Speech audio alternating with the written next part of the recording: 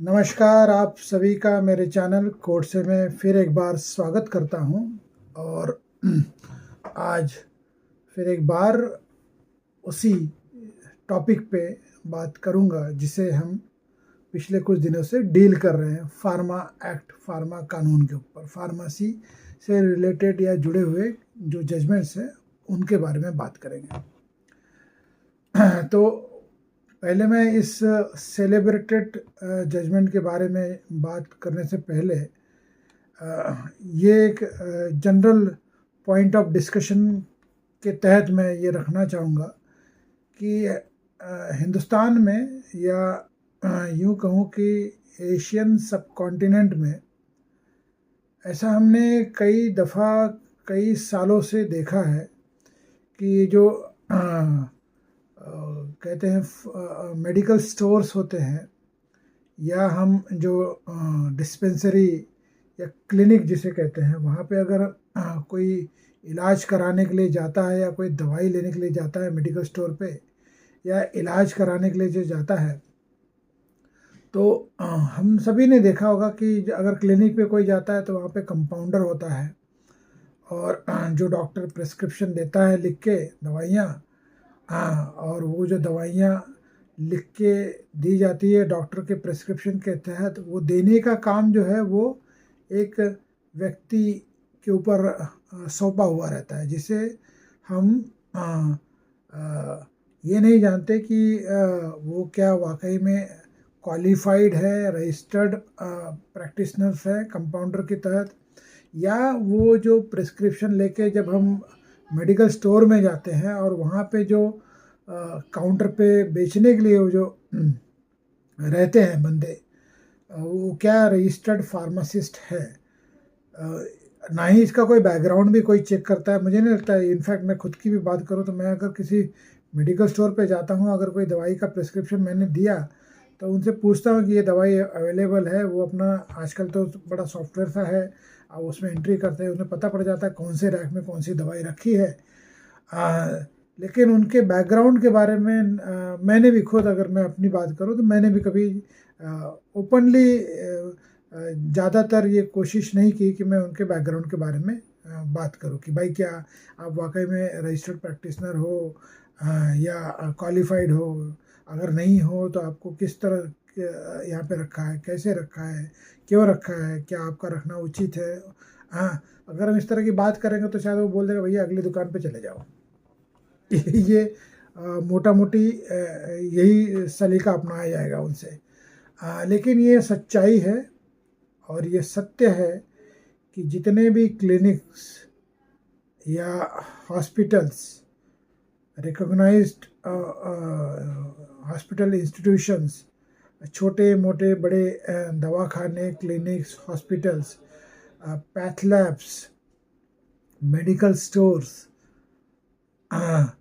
इसमें जो कंपाउंडर नुमा या जो दवाइयाँ मिक्सिंग करने का या फिर देने का जो काम करते हैं डॉक्टर के प्रिस्क्रिप्शन के तहत, उनमें से ज़्यादातर, मैं लगभग मतलब मेजॉरिटी की बात करूँ तो बहुत ही ज़्यादा स्तर पर, बहुत ही ज़्यादा संख्या में, उसमें से कोई भी क्वालिफाइड नहीं होता, कोई भी क्वालिफाइड नहीं होता है। एक्सेप्शनल केसेस में जो होते हैं, जो नर्स वगैरह होती है, वो क्वालिफाइड वगैरह होती है, और आज की तारीख में उनकी भी डिमांड अब्रॉड में इतनी ज़्यादा हो गई है कि वो हिंदुस्तान में रहना ही नहीं पसंद करती। जैसे यूएस में नर्स की काफ़ी ज़्यादा डिमांड है, गल्फ़ कंट्रीज़ में नर्सों की काफ़ी ज़्यादा डिमांड है। तो लेकिन हिंदुस्तान की बात करें या साउथ ईस्ट एशिया की बात करें, इंडिया, पाकिस्तान, बांग्लादेश, नेपाल, ये जो नज़दीक के हिंदुस्तान के नेबर्स टेरिटोरियल में जो है, यहाँ पे सभी जगह पे जहाँ तक अमूमन ये पाया गया है, देखा गया है कि ये यहाँ पे वही चलते आ रहा है कि एक डॉक्टर होगा। और इस मज़े की बात ये तो कई बार दफ़ा ये भी पाया गया कि डॉक्टर भी फेक होते हैं, मतलब वो कोई क्वालिफ़िकेशन वगैरह नहीं होता इससे। मतलब कई डॉक्टर्स होते हैं जिनकी क्वालिफ़िकेशन डाउटफुल होती है, लेकिन वो बाकायदा डॉक्टरी वगैरह का काम करते हैं, अपना दवाइयाँ वगैरह लिख के देते हैं, टेस्ट भी करते हैं, जांच भी करते हैं, दवाइयाँ भी देते हैं। अब वो ये क्लेम करते हैं, कोई तो मतलब फेक क्लेम करता है कि मैंने बाकायदा इस पे कोर्स किया है, मेहनत की है, डिग्री पाई है।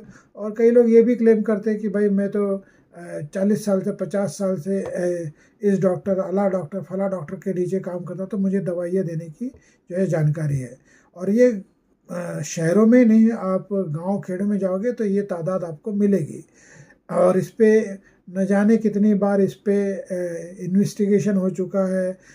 कई लोगों ने इसके तथ्यों पे डीप में जाते हुए रिपोर्ट्स भी बनाई हैं, गवर्नमेंट को कंप्लेंट भी की है, लेकिन बहुत कुछ इसके ऊपर हुआ नहीं है। पुलिस के पास भी कंप्लेंट जाती है, फिर जब एक आधा किस्सा या एक आधा वाक़या बहुत ही लार्ज स्केल पे अगर वो टूल पकड़ेगा, जहाँ पे कई सारे डेथ्स वगैरह की बात आएगी, इस तरह के फेक मेडिकल प्रैक्टिशनर्स या फेक फार्मासिस्ट जो है, तब जाके सरकार की आँख खुलती है, स्टेट गवर्नमेंट की आँख खुलती है, इन्वेस्टिगेशन विंग की आँख खुलती है, तब जाके कोई कार्रवाई होती है, उस पर भी जाके आखिर में लिपापोती हो जाती है। ये तो हमारा इतिहास रहा है। तो ऐसा ही एक वाकया या ऐसा ही एक किस्सा नहीं कहूँगा, ये हकीकत है।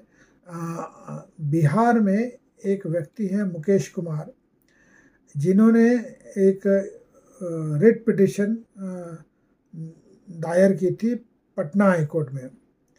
उनका मूल प्रश्न यही था कि ये जितने भी अनरजिस्टर्ड फार्मासिस्ट हैं, जो मिक्सिंग का काम करते हैं, जो कंपाउंडिंग का काम करते हैं, जो प्रिपरेशन, जो दवाइयाँ प्रिपरेशन का काम करते हैं, जो डॉक्टर प्रिस्क्राइब करके देता है अपनी चिट पे, और वो जाके जब उनके पास कंपाउंडर या जो उनके क्लिनिक में जो बंदा अवेलेबल होता है, जिसे हम वहाँ का एक फार्मासिस्ट कहो या वहाँ का कंपाउंडर कहो, वो अपना मिक्सिंग वगैरह करके देगा, दवाइयाँ निकाल के देगा, लेकिन इनकी कोई क्वालिफिकेशन वगैरह उस तरह के जो रिक्वायर्ड क्वालिफिकेशन है, मैंडेटेड क्वालिफिकेशन है, प्रेस्क्राइब अंडर द लॉ, वो होती नहीं है। तो इन सभी लोगों को जो है इससे रोका जाए और बाकायदा रजिस्टर्ड फार्मासिस्ट को ही अलाउ किया जाए, जो कंपाउंड करेगा, मिक्स करेगा, डिस्पेंस करेगा मेडिसिन को जो डॉक्टर के द्वारा प्रिस्क्राइब की गई है। केरला हाई कोर्ट का जजमेंट एकदम क्लियर है इसी के ऊपर, इसी पॉइंट के ऊपर, कि कोई भी अनरजिस्टर्ड मेडिकल फार्मा प्रैक्टिशनर जो है वो दवाइयाँ मिक्स, कंपाउंड या डिस्पेंस नहीं करेगा। ये केरला हाई कोर्ट का एक लैंडमार्क जजमेंट है। लेकिन इसके बावजूद इस तरह का वाक़या कंटिन्यू है भी, था भी पटना में, बिहार में। तो ये जो है अपना हाई कोर्ट में मसला पहुंचता है। अब हाई कोर्ट जो है इसे एक पब्लिक इंटरेस्ट लिटिगेशन के तौर पे ले तो लेती है। बेसिकली ये आर्टिकल 226 रिट पिटिशन फाइल हुआ था, लेकिन जो है हाई कोर्ट इसे PIL के तौर पर दर्ज करती है और बड़े कैजुअल तौर पे इसे डिस्पोज भी कर देती है।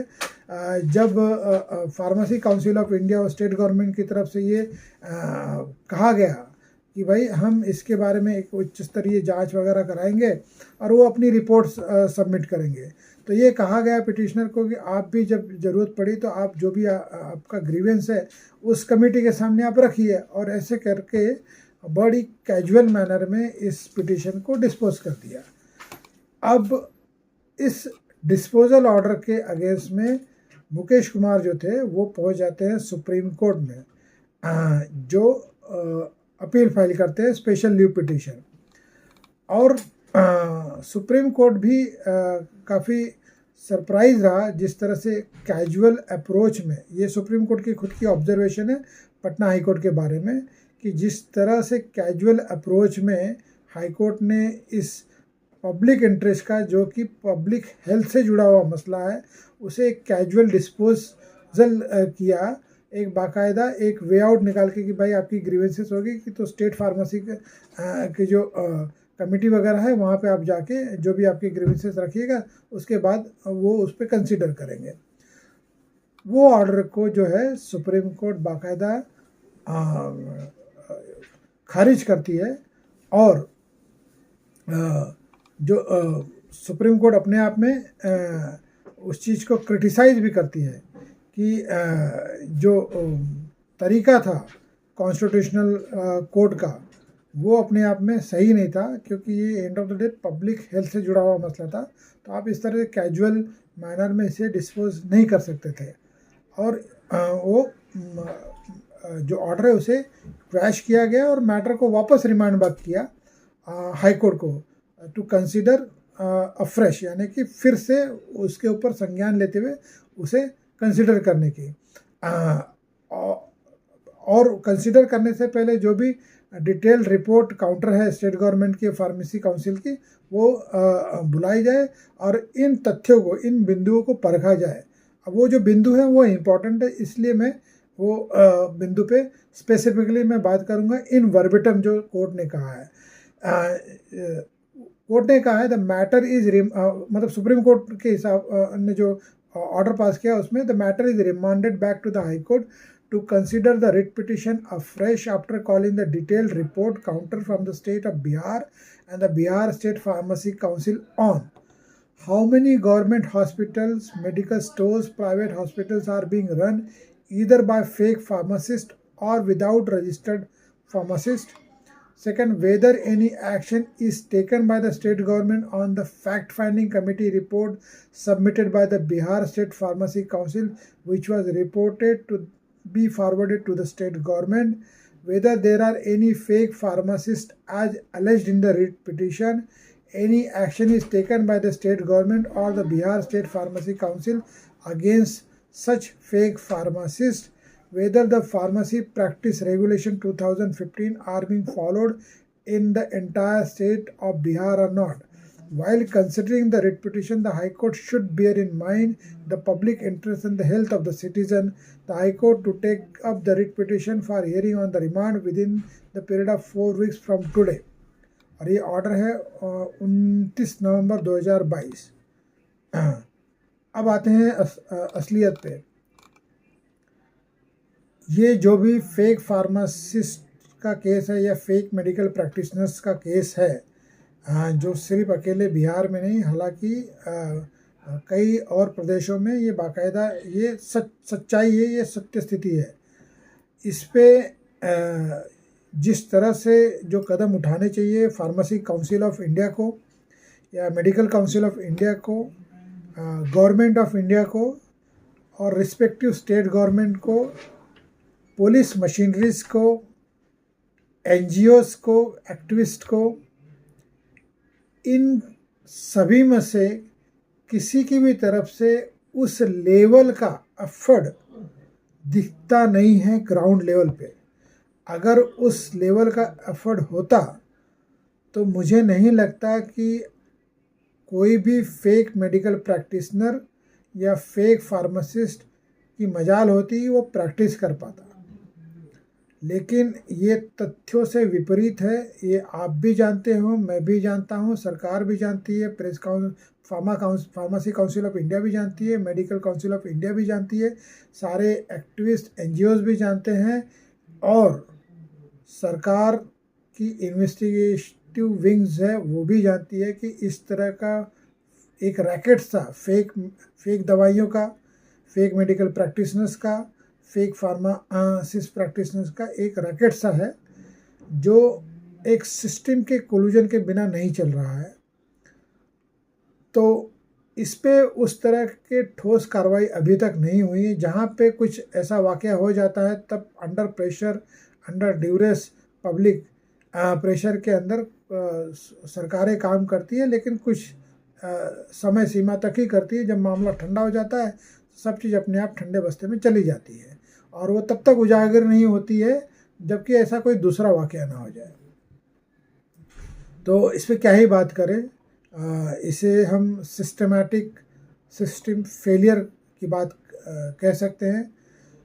कोर्टों का इसमें एक वॉचडॉग की तरह काम करना जो उनका रोल है वो करते आए हैं, लेकिन एंड ऑफ द डे होता क्या है, वो ऑर्डर कर सकते हैं। एग्जीक्यूशन जो है, कोई भी ऑर्डर हो वो एग्जीक्यूट करना जो है वो एग्जीक्यूटिव मशीनरीज का काम होता है। अगर वो इस तरह से एग्जीक्यूट ही ना हो पाए या लीपापोती हो जाए तो फिर कोर्ट भी क्या ही कर सकता है। एंड ऑफ द डे हम जी रहे हैं ऐसे सिस्टम में जहाँ पे कि पब्लिक हेल्थ जो है, पूरी सिस्टम जो है वो कोलैप्स हो चुकी है। इसमें बताने की कोई ज़रूरत है नहीं। पूरा मेडिकल हेल्थ जो इशू है, जो सिस्टम है, वो कोलैप्स हो चुका है। उसे सुधारने के लिए कोशिश की जा रही है सरकारों की तरफ से, स्टेट गवर्नमेंट की तरफ से, लेकिन वो फिर भी ये कहा जाएगा वो अनसेटिस्फैक्ट्री है। अब वो इंफ्रास्ट्रक्चर लेवल पे अनसेटिस्फैक्ट्री है, एजुकेशनल लेवल पे अनसेटिस्फैक्ट्री है, और एक्सपर्टाइज लेवल पे भी अनसेटिस्फैक्ट्री है। इसका सोल्यूशन क्या होगा मैं नहीं बता सकता। आने वाले दिनों में शायद कोई जानकार सरकार की तरफ से, ज्ञानी या कोई एनजीओ एक्टिविस्ट या कोई पॉलिटिशियन या कोई मेडिकल प्रैक्टिशनर या कोई ऐसा बंदा जो इस पे रोशनी लाए तो ठीक होगा। मैंने सोचा कि आपको ये सब जो है जो पहले से मालूम ही होगा, लेकिन फ़िलहाल फिर भी मैंने सोचा कि अपनी तरफ से ये जजमेंट के बारे में बात करूं जो काफ़ी चर्चा में रहा, तो इस लिहाज से मैंने ये वीडियो बनाया। और इसी के साथ ये वीडियो मैं आज समाप्त करता हूँ। फिर कल मिलूँगा अगले सब्जेक्ट को लेकर जो वापस फार्मा लॉ से जुड़ा होगा। फार्मा लॉ का सिलसिला जो है इस हफ्ते तक कंटिन्यू रहेगा। उसके बाद अगले हफ्ते से चुनूँगा कोई और टॉपिक, लेकिन फ़िलहाल ये फ्राइडे तक फार्मा लॉ कंटिन्यू रहेगा। तो मिलते हैं कल फिर एक बार, तब तक के लिए विदा। Thank you, have a nice day.